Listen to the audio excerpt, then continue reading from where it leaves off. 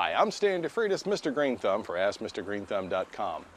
How to trim a Chicago rose. Well, sometimes called Chicago peace rose as well.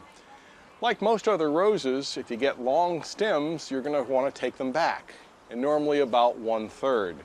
Typically with a rose, if we have like this one that's kind of hanging way out here, we're going to go back in and take it fairly far back in. I usually go almost 1/3 to 1/2 of the stem. And in order, when it's getting out of bounds, you need to go ahead and make that clean cut and kind of remove any dead wood, any crossing branches, any of the branches that have too much, well, they've got black spot, powdery mildew. If you've got a real disease problem, it's probably best to trim it out. Normally, when we get ready to trim them, we're going to go ahead and take back a fairly good sized cane, and you want the overall height of the bush to go back about 1/3 in your major trim.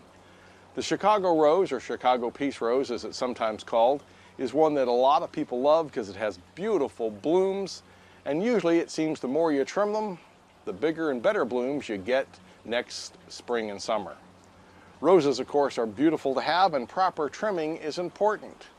Making sure you make a nice clean cut, have a good pair of anvil cutters, and make sure that you probably spray them with a good fungicide after you get through. Spray the entire plant with a good fungicide like Dithane M45 or other good general rose fungicide, because some of those disease problems seem to sprout out on the new growth when it pops out. When it's young and tender, it's probably a bit more susceptible for that.